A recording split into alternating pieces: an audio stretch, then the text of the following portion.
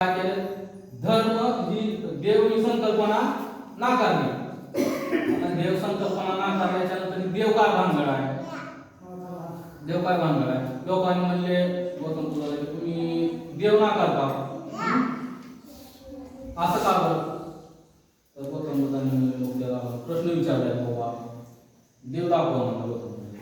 म्हणजे असं एक जण बंकासारखं त्याला म्हणलं हवा दिसते का?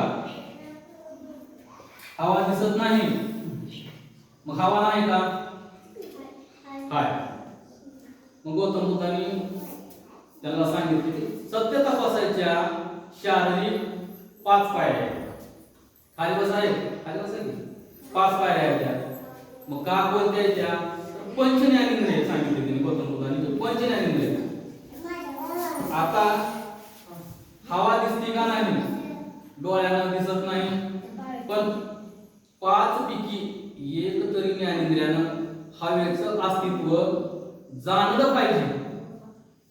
तर ती गोष्ट आहे जाणलं पाहिजे. मग हवा आपल्याला त्वचेला गार लागल्यावर, केस उडाल्यावर, झाडाची पारं वाढल्यावर काय वाटतं?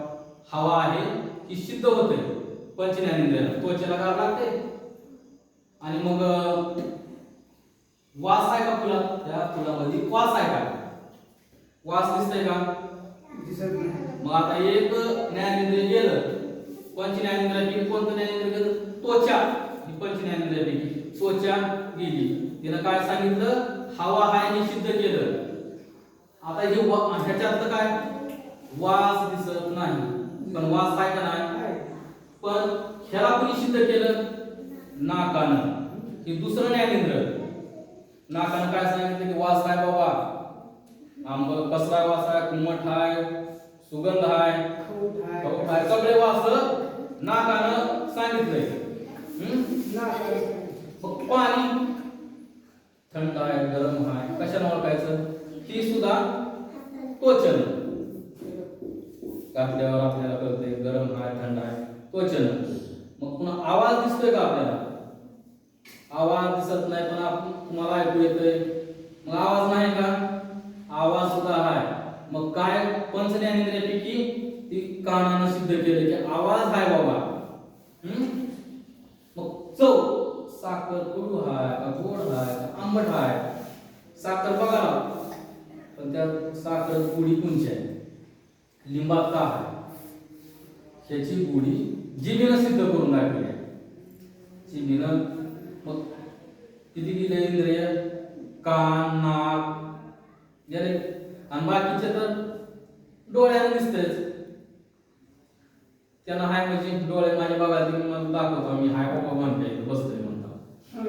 मग ही 5 ज्ञानेंद्रियापैकी एका तरी ज्ञानेंद्रियाला तुमचा देव जाणवलाय का?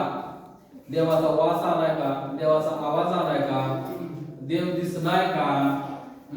देवाची चव कसली आहे ही कळते का? 5 ज्ञानेंद्रियापैकी अजाबात 5 ज्ञानेंद्रियापैकी कळत नाही.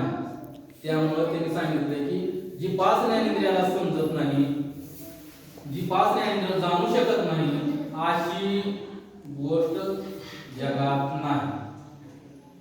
समजलं? आता दुसऱ्या जी पायऱ्या आहेत त्या विज्ञानानं ठरवून दिलेल्या ते आपण दुसऱ्या प्रवचनात बघू. तिथे त्यांनी सांगितलंय की